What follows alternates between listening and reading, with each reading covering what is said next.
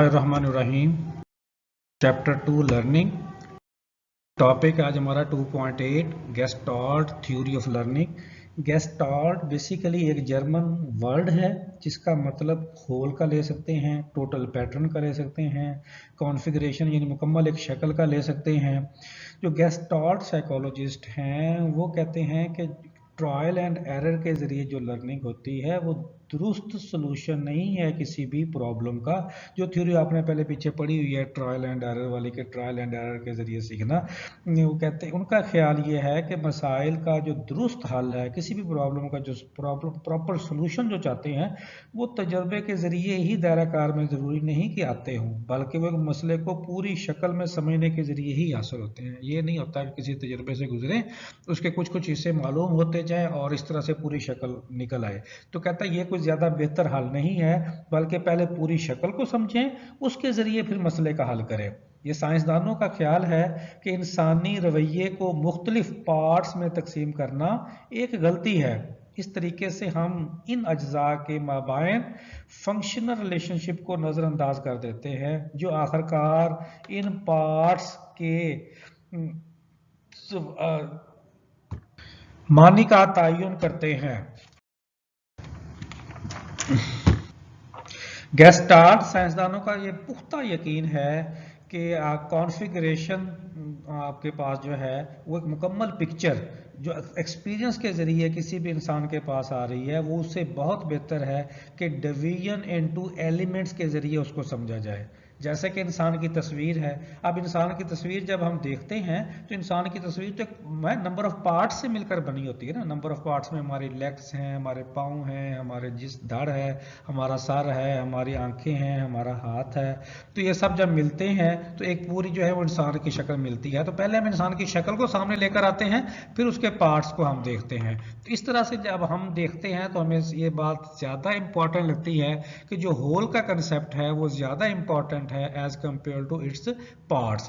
तो इसका मतलब है जो लर्निंग है वो होल के ज़रिए ज़्यादा बेहतर तरीके से आती है एज कम्पेयर टू उसके पार्ट्स वाइज उसको समझा जाए। जब भी किसी भी सिचुएशन को एज अ होल उसके ऊपर ग्रिप करेंगे, फिर उसके मुताबिक उसका सोल्यूशन ढूंढने की कोशिश करेंगे तो वो ज़्यादा बेहतर होगा एज कम्पेयर टू कि आप ट्रायल एंड एरर के ज़रिए किसी भी प्रॉब्लम के सोल्यूशन को ढूंढने की कोशिश करें।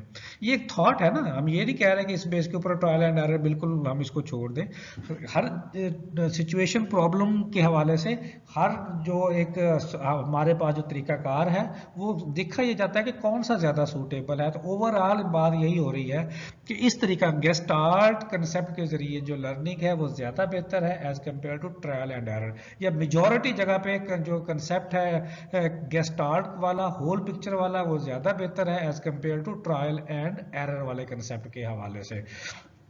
अब एज अ होल जब बात होती है तो वहाँ पे एक इंडिविजुअल की इंटेलिजेंस और उसकी इनसाइट का फैक्टर आ जाता है। जब इंटेलिजेंस और इनसाइट का फैक्टर आएगा तो साफ ज़ाहिर है कि जैसे इंसान की एबिलिटी होगी, सलाहियत होगी, सारे इंसान तो इंटेलिजेंस वाइज एक जैसे नहीं होते, सारे इंसान तो बसीरत वाइज एक जैसे नहीं होते। फिर जिस इंसान की जितनी बसीरत होगी, जितनी जहानत होगी, उसके मुताबिक ही उनके सोल्यूशन को जो है वो ढूंढने की कोशिश करते हैं। तो इसलिए साफ ज़ाहिर है जिस तरह से एक इंडिविजुअल का कैलिबर होता है उसी तरह के सोल्यूशंस में भी साफ मुतासिर होता है। जिसकी इंटेलिजेंस ज़्यादा अच्छी होगी, जिनकी बसीरत ज़्यादा अच्छी होगी, उनके पास सॉल्यूशंस भी ज़्यादा बेहतर आएंगे, उनकी अंडरस्टैंडिंग भी ज़्यादा बेहतर होगी और उनको ट्रायल एंड एरर के ज़रिए जो लर्निंग होती है उससे कहीं बेहतर लर्निंग जो है वो हमें प्रोवाइड कर सकेंगे। अब जो ये वाली जो लर्निंग होती है साफ ज़ाहिर है कि ये अचानक होती है, सडन होती है, तो वो लोग जो इतने ज़्यादा वाइज नहीं होते तो सम टाइम उनके लिए फिर लिमिटेशन का बायस भी बनती है। वो लोग जिन्होंने इस स्कूल ऑफ थॉट के ऊपर बहुत ज़्यादा काम किया उनमें जो मेन नेम है एरन फेल्स है, वेंथ बेयर है, कोलर है एंड कोफका है। अच्छा, सबसे पहले हम एक्सपेरिमेंट पढ़ते हैं कोहलर का। कोहलर ने सबसे पहले क्या किया, एप्स के ऊपर जो है एक्सपेरिमेंट किया, एप्स के लर्निंग बिहेवियर को चेक किया, उसके लिए नंबर ऑफ एक्सपेरिमेंट किए। उसने एक है ब्राइट चैपेंजी जिसका नाम सुल्तान था उसको मुंतखब किया जिसके ऊपर एक्सपेरिमेंट करना था। और क्या किया, कि नंबर ऑफ बनाना कुछ फासले पर रख दिए जो सुल्तान की अप्रोच से दूर थे, और सुल्तान के पास स्टिक्स रख दी। तो सुल्तान ने पूरी सिचुएशन को भांपा, और भांपने के बाद स्टिक के जरिए फ्रूट को उठा के खा लिया। नेक्स्ट एक्सपेरिमेंट में क्या करता है कि सुल्तान को एक केज में बंद कर देता है और बनाना को आउटसाइड द केज रख देता है, और उसके पास स्टिक्स रख देता है, और स्टिक्स के जरिए वो क्या करता है, कोशिश देखता है कि आपके पास लॉन्ग स्टिक है, स्मॉल स्टिक है। तो जो स्मॉल स्टिक है उसको देखता है, वो अप्रोच नहीं कर रही होती बनाना तक, तो वो लॉन्ग स्टिक का यूज करता है और बनाना तक पहुंचता है और उठा के उसको यूज कर लेता है और खा लेता है, और इस तरह से ये होल सिचुएशन को कैप्चर कर रहा है। थर्ड एक्सपेरिमेंट में क्या करता है कि दोनों स्टिक्स भी पड़ी हैं, वो गेज में बंद है, बनाना इतने फासले पर है कि दोनों में से कोई एक स्टिक बनाना तक नहीं पहुंच रही। तो उस बारे में काफी स्टक हो जाता है, परेशान हो जाता है, और उसके बारे में सोच विचार में पड़ जाता है कि मैं अब बनाना तक कैसे पहुंचूं, क्योंकि ये सिचुएशन उसके लिए टफ सिचुएशन है। फिर वो क्या करता है कि जब तो बनाना तक नहीं पहुंच सकता, तो वो दोनों स्टिक्स को उठाता है और उसके साथ खेलना शुरू कर देता है।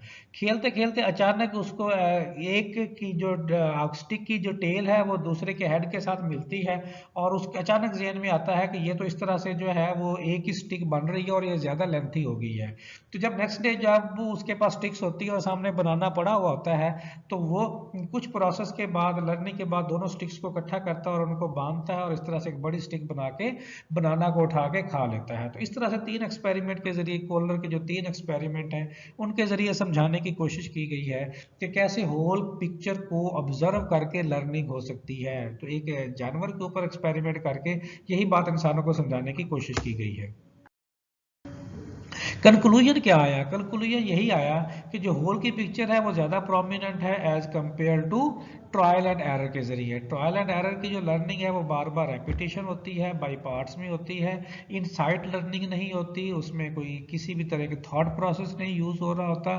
तो इसलिए ट्रायल एंड एरर की निस्बत जो है आपके पास गेस्टार्ट की लर्निंग या बाय लर्निंग बाय इनसाइट जो है वो ज़्यादा प्रोमिनेंट है, ज़्यादा ऑथेंटिक है। कि किसी भी सिचुएशन को भांपा जाता है, और सिचुएशन को भांपने के बाद उनके जो पार्ट्स होते हैं उनके दरमियान रिलेशनशिप बिल्ड किया जाता है, और रिलेशनशिप बिल्ड करके गिवन प्रॉब्लम्स का सलूशन ढूंढा जाता है। स्ट्रेटजीज क्या होती हैं जब इनसाइट आप यूज करते हैं? यार्क्स ऑफ द यूनिवर्सिटी ऑफ येले यूएसए ने 1927 में 7 नंबर्स की लिस्टिंग की इनसाइट लर्निंग के हवाले से। वो 7 नंबर्स क्या हैं? सबसे पहले है सर्वे, inspection or persistent examination of problematic situation. Second, hesitation, pause, attitude of concentrated attention. Third है trial of more or less adequate response. Four है to in the event of the failure of the initial response, trial of some other responses, transition. Fifth है आपके पास persistent attention to the objective or goal. 6. Appearance of the critical moment in which the organism suddenly, directly and definitely perform the required task. और 7 और last में क्या कहता है? Notable ability to discover and attend to the essential aspect of problematic situation and to neglect relatively non-essentials. तो इस तरह से जो 7 पॉइंट्स हैं इनके जरिए होल का कंसेप्ट, कॉन्फ़िगरेशन का कंसेप्ट, टोटल जो पिक्चर का कंसेप्ट है वो उसके स्टेप्स के साथ एक्सप्लेन करने की कोशिश की गई। अब हम आ जाते हैं एजुकेशनल इम्प्लीकेशंस क्या होगी गेस्टार्ट थ्योरी ऑफ लर्निंग। साफ जा रहा है कि हम ये जो सारा एक्सपेरिमेंट पढ़ रहे हैं इसको अप्लाई तो हम एजुकेशन के ऊपर करना है ना, बंदर के कैसे सीखता है होल पिक्चर से। इससे हमने देखा कि होल का जो कंसेप्ट है वो ज़्यादा बेहतर है as compare to trial and error का। वो क्यों बेहतर है? क्योंकि वो रोड सिस्टम की नफी करता है, वो जो है थिंकिंग प्रोसेस को प्रमोट करता है। तो इसलिए जो इस तरीके से जो लर्निंग है वो ज़्यादा बेहतर है। अगर आप रोड लर्निंग करवाएंगे तो अंडरस्टैंडिंग नहीं होती, चीज़ याद हो जाती है। तो एजुकेशनल इम्प्लीकेशन इस लर्निंग बाय इनसाइट या गेस्टार्ट थ्योरी ऑफ लर्निंग के हवाले से ज़्यादा बेहतर हमारे सामने पिक्चर पेश करती है as compare to trial and error. फिर मैं दोबारा रिपीट कर रहा हूँ, दोनों जो तरीक़ेकार है वो अपनी अपनी जगह पे बहुत ज़्यादा अहमियत है। किसी जगह पे ट्रायल एंड एरर की अहमियत को हम नज़रअंदाज नहीं कर सकते, और किसी जगह पे गेस्टार्ट थ्योरी ऑफ लर्निंग की अहमियत को नज़रअंदाज नहीं कर सकते। लेकिन ओवरऑल जो इन दोनों में ज़्यादा यूजेबल है, जिसको इम्प्लीमेंट किया जा सकता है, वो कहता है कि ये गेस्टार्ट थ्योरी ऑफ लर्निंग जो है ये ज़्यादा बेहतर है बनिस्बत ट्रायल एंड एरर को यूज़ करने के। अच्छा, इस तरह से आपके पास moreover for the high type of learning, mechanical repetition, learning by rote and trial and error, ये सारे के सारे उसने क्या कर दिया, यूजलेस है। What is needed is deep understanding and insight into the problem, this is an intelligence way of learning. क्या आप कैसे आप डीप अंडरस्टैंडिंग और इंसाइट के साथ किसी भी प्रॉब्लम को समझते हैं, वो तब भी हो सकता है कि जितनी आपकी इंटेलिजेंट वे ऑफ लर्निंग जितनी बेहतर होगी, उतना ही ये तरीकाकार बेहतर होता है। अब तो ये तो हमने इसकी तारीफें पढ़ ली, अब इसकी कुछ खामियां भी पढ़ लेते हैं ना, लिमिटेशंस भी पढ़ लेते हैं, कोई हदें भी पढ़ लेते हैं। मैंने जैसे पहले कहा कि उन बच्चों के लिए तो ठीक है जो ज़हीन बच्चे हैं, जो सोच समझ रखते हैं, लेकिन वो बच्चे जिनका आईक्यू लेवल ही कम है, तो उनके लिए तो बड़ा मुश्किल हो जाएगा ना। उनके लिए तो ट्रायल एंड एरर फिर भी आसान है, एक दफ़ा करेंगे कुछ समझ आएगी, दूसरी दफ़ा समझेंगे कुछ समझ आएगी, तीसरी दफ़ा करेंगे कुछ और बेहतर समझ आएगी। तो सम टाइम जिनका आईक्यू लेवल लो होता है, तो उनके लिए फिर ये तरीकाकार इतना ज़्यादा फ़ायदेमंद नहीं होता जितना ट्रायल एंड एरर वाला होता है। इसी तरह सम टाइम कुछ ऐसी कॉम्प्लिकेटेड सिचुएशंस आ जाती हैं जो उन बच्चों के लेवल के मुताबिक नहीं होती, उनसे हायर लेवल पे होती हैं, वहां भी ये तरीकाकार ज़्यादा फ्रूटफुल नहीं रहता। तो इन सारी लिमिटेशंस के बावजूद कहता है कि जो साइकोलॉजिस्ट कहते हैं कि फिर भी इस तरीकाकार को ज़्यादा प्रमोट करना चाहिए टीचर्स के लिए as compare to trial and error, क्योंकि ट्रायल एंड एरर में स्पून फीडिंग का कंसेप्ट आता है कि स्पून फीडिंग के जरिए नॉलेज देते जाएंगे, ट्रांसमिट होता जाएगा, बच्चा उस नॉलेज को एक्वायर करता जाएगा। जबकि इस तरीकाकार से जब आप नॉलेज देंगे तो बच्चा उस नॉलेज को अंडरस्टैंड करेगा, उसकी इंटेलिजेंस बढ़ेगी और उसकी बसीरत बढ़ेगी। उम्मीद है कि आपको गेस्टार्ट थ्योरी ऑफ लर्निंग की अंडरस्टैंडिंग हो गई होगी, जिसमें होल के पिक्चर की कंसेप्ट दिया है, जिसमें पार्ट्स के कंसेप्ट को जो है वो इतना ज़्यादा अप्रिशिएट नहीं किया। इसके साथ ही आपसे इजाज़त चाहते हैं। अल्लाह हाफिज़।